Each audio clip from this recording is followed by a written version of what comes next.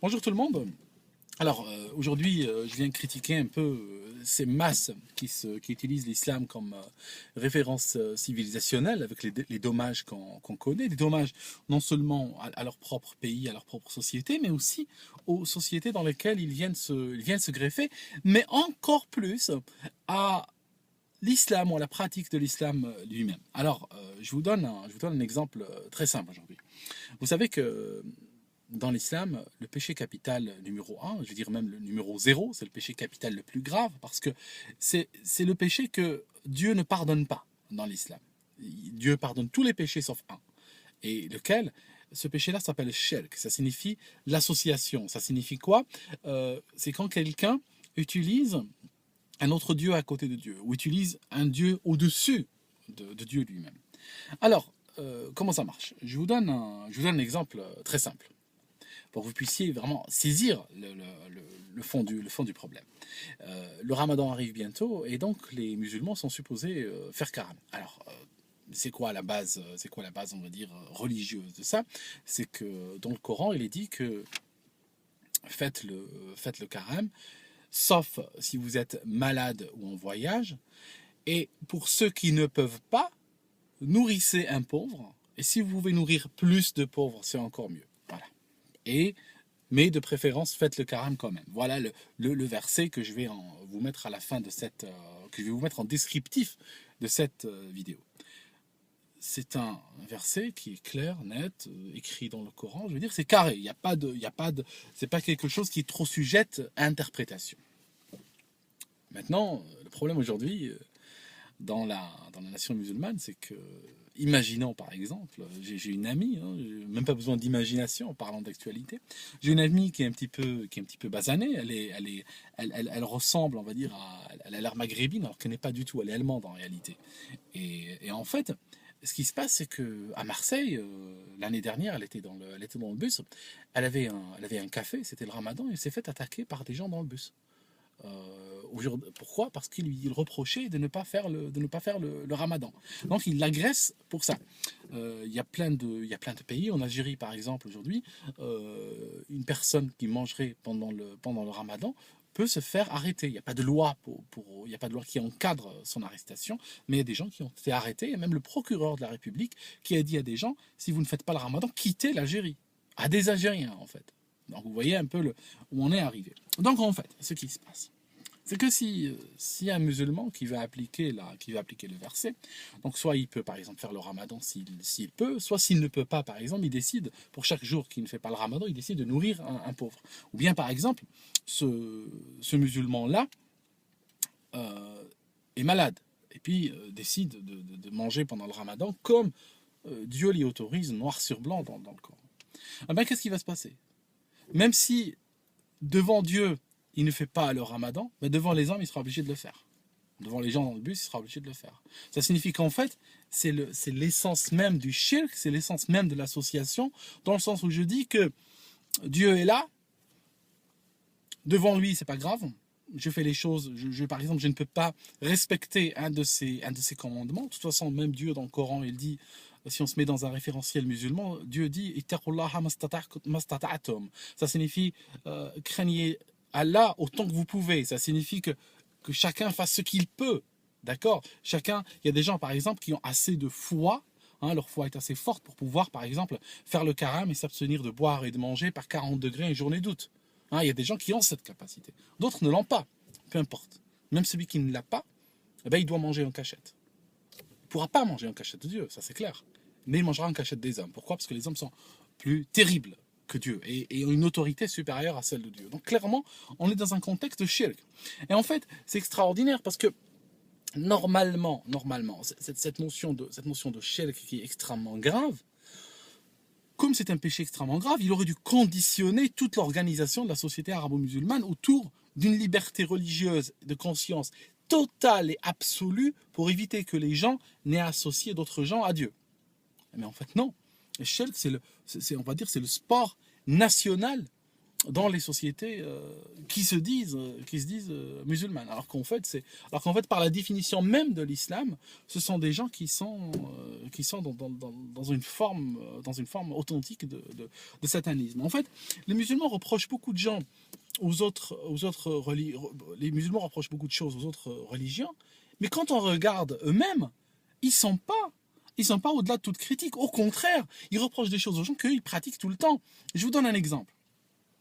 Ils reprochent par exemple aux chrétiens et même aux juifs d'avoir falsifié les livres sacrés. Alors si on dit à un musulman, falsifie le Coran, prend une règle, hein, d'accord, et un stylo, efface un verset du Coran. Ou bien prend un stylo et écrit un nouveau verset de ta propre invention. Il va dire, oh, astaghfirullah, non, c'est grave, c'est c'est quelque chose de très grave. Ok. Parce qu'en fait, cette vision-là, premier degré, des messages sacrés, c'est une vision de pauvre type. D'accord? Mais je vais vous dire la réalité, comment elle se passe. Aujourd'hui, il y a des médecins qui ont un problème parce qu'il y a des patients qui sont malades, qui ont des traitements lourds qu'ils doivent prendre. Hein, diabète, des choses comme ça. Mais qui insistent à faire le ramadan. Pourquoi? Parce que dans leur Coran à eux, cette partie où Dieu dit « si vous êtes malade, sauf si vous êtes malade, ne le faites pas », ben celle-là, ils ont pris une règle et un stylo, ils l'ont effacé. Alors non, ils n'ont pas fait comme ça. Si tu leur demandes, prends une règle, un stylo, efface-la, ou bien tiens, voici cette encre qui permet de corriger du Tipex, hein, vas-y, efface-la. Et ils n'oseraient pas. Pourtant, mentalement, il l'a effacée. Il ne la lit pas, cette partie. Il la saute.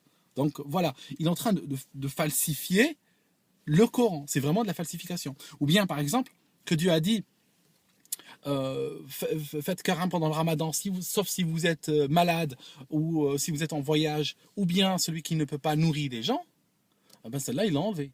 Celle-là, non, ils n'en veulent pas. Hein, d'accord? Donc, en fait, ils ont même rajouté des trucs. Genre, maintenant, ils deviennent eux-mêmes la police. Parce que Dieu a dit aux gens de faire le ramadan, mais c'est entre lui et les gens. Ça signifie que chacun répond à Dieu. Hein, dans un contexte musulman simple, chacun répond à Dieu de ce qu'il fait. C'est entre lui et Dieu. Tu vois quelqu'un en train de manger un sandwich durant le ramadan, tu ne peux pas savoir s'il est malade, tu ne peux pas savoir s'il a nourri des pauvres à côté, ce qui lui donne la licence automatiquement de manger. Tu ne peux pas le savoir. Mais en fait, tu vas et tu lui crantes dessus quand même. Pourquoi? Parce qu'il t'a offensé.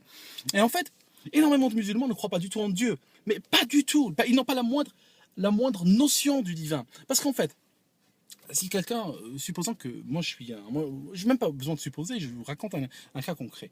Moi j'étais chez un type en Suisse, à Lausanne en particulier, et je suis arrivé, c'est un jour de Ramadan, il était en train de bouffer pendant la journée, il avait une sorte de gâteau, d'ailleurs la moitié du gâteau était faisandé, était pourri avec comment on appelle ça, des champignons qui avaient poussé dessus, il était en train de le renverser, pourtant un gars qui avait de quoi se payer à bouffer, hein, c'est pas un problème, il était en train de l'avaler. Bon.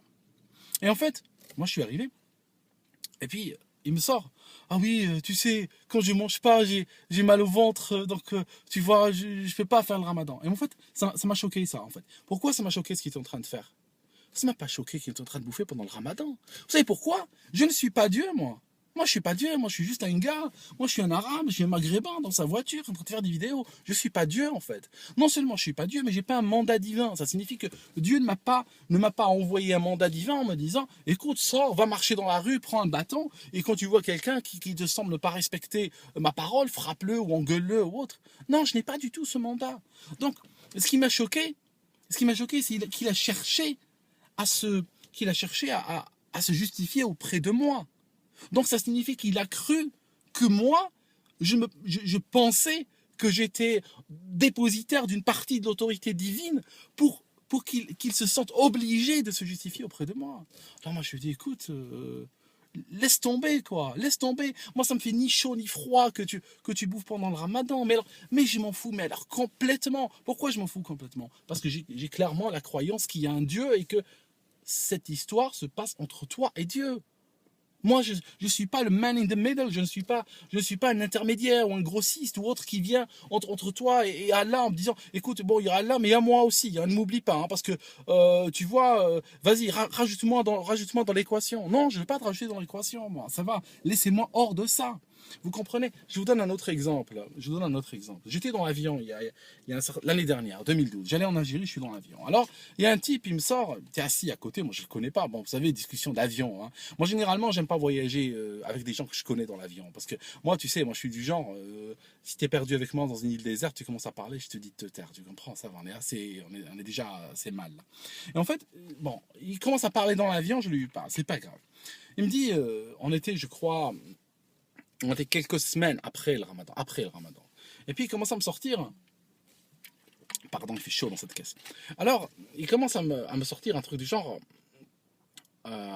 ah oui, moi j'ai été en Algérie pendant le ramadan. Oh, faire le ramadan en Algérie, c'était si bien. Et en fait, il allait une deuxième fois au ramadan. Alors moi j'ai vite compris. Tu vois ce que je veux dire, quand tu as travaillé une fois dans ta vie, tu comprends que tu ne peux pas obtenir un mois de vacances et obtenir 2 semaines après encore des vacances. C'est pas possible. Donc voilà, j'ai compris que le gars, il n'avait que ça à faire. La télé, Al Jazeera, contribuable français qui paye. Je veux dire, je suis désolé d'être comme ça, mais je vois les mecs à leur façon de se tenir debout. Je peux te raconter l'histoire du gars, quoi. Donc quand il commence à parler, il dit encore plus. Alors, ce qui se passe, il me sort des trucs du genre.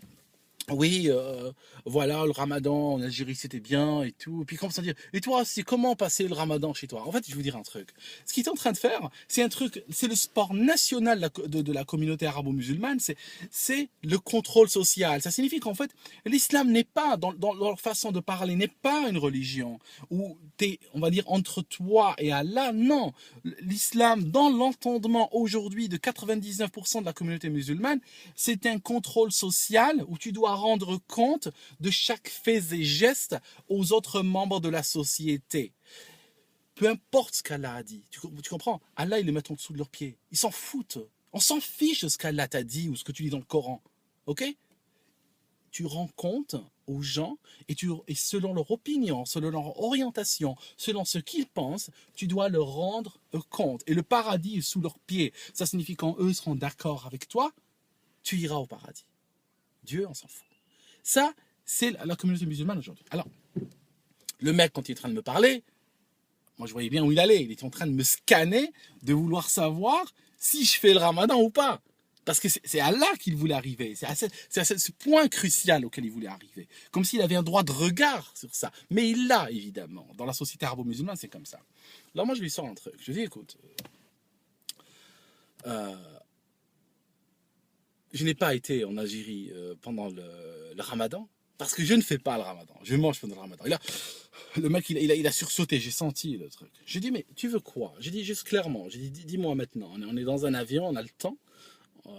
Dis-moi, comment ça marche dans ta tête? J'ai dit, est-ce que tu penses que devant Dieu, j'ai mangé, d'accord, pendant le ramadan, devant Dieu, je l'ai fait et j'ai mangé. Et devant toi, je vais avoir peur et je suis censé te mentir et te dire oui, ça s'est bien passé, j'ai fait le ramadan. Je dis, est-ce que c'est ça que tu attends de moi? Je dis, je sais que c'est ça ce que tu attends de moi. Après, il commence à dire, oui, il s'est rendu compte. Enfin, il s'est rendu compte. Là, quand tu leur mets le miroir comme ça, ils se rendent compte. Ils ne sont pas dénués de raison pour beaucoup d'entre eux. Mais il faut leur dire, hein, il faut leur dire. Ils sont tellement brainwashed que. Alors là, il dit, oui, c'est vrai que tu as raison, chacun se débrouille ici entre toi et Allah. Ah oui, merci de le rappeler. Je pense qu'Allah sera très reconnaissant d'avoir fait marche arrière, lui avoir laissé la place. Hein, merci beaucoup. Et en fait, bon, voilà, après, je veux dire, c'est silence. Hein.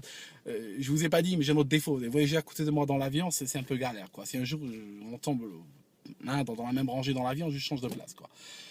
Quand je parle pas de ça, je parle de crash. Alors, ce qui s'est passé, c'est que le mec, bon, voilà, il s'est levé à la fin du vol, il s'est levé, même pas dit au revoir, quoi que ce soit, il est parti, quoi. J'étais pour lui le diable en personne. Pourtant, ce que j'ai fait, la parole que j'ai eue, c'était absolument, ce qui était exactement, islamiquement parlant, c'est exactement à la lettre ce qui était attendu de moi comme réaction en ce moment-là. Ça signifie que ça aurait été Dieu peut pardonner de manger le ramadan, mais il pardonne pas shirk, il pardonne pas que je prenne un gars que je ne connais pas dans l'avion et que je le mette au-dessus de Dieu. Voilà, vous voyez le topo. C'est ça Et en fait, il y a ce contrôle social à côté duquel la NSA paraît l'espionnage de la NSA sur Facebook, ils sont gentils ces gens. Moi je suis monté dans le bus, Ramadan, je monte dans le bus à Lausanne, hein, je monte dans le bus, je sais plus lequel c'était, je monte dans le bus, il y a un gars, il est arabo-musulman, il me dit Akil, il regarde comme ça mon sac. C'est de la bouffe. Je veux dire, Tu vois, t'as envie, tu connais l'histoire de ma vie, moi. T'as envie de lui foutre une tarte dans la gueule. Après, ça finit dans les journaux comme quoi un maghrébin attaque un chauffeur de bus, quoi. Comprenez? C'est vraiment. Il y a un contrôle social. Et Dieu, chez les Arabes, aujourd'hui, dans la société arabo-musulmane, Dieu, pour résumer cette vidéo, Dieu, c'est eux-mêmes. Ils disent, les chrétiens, on dit que Dieu a un enfant, hein, que Dieu a un fils, alors que Dieu n'en a pas. Ben, chez les musulmans, Dieu n'a pas un enfant. Dieu en a 1000. Il a des cousins, il a des amis, il a des flics, il a des. Hé, il n'y a pas un Dieu chez vous. Il y en a 10 000. Au moins, les chrétiens disent, bon, ok, ils ont la Trinité, mais vous n'avez pas la Trinité. Vous avez, je sais pas comment on va l'appeler, quoi. Vous êtes chacun Dieu. Moi, je monte dans un bus plein d'arabo-musulmans à Marseille. Et il y a combien de personnes dans le bus? Il y en a 50. Mais il y a 50 dieux déjà. Tu dois rapporter à chacun. Chacun est là pour te punir. Chacun est là pour donner des ordres. Et chacun est là pour arriver avec le châtiment divin à l'instant où tu violes ce qui semble à ses yeux le châtiment, l'ordre divin. Mais l'ordre divin, ça vient d'eux. Vous comprenez? Hein, c'est un peu sérieux tout ça. Hein. Allez, à bientôt les gars, je vous laisse.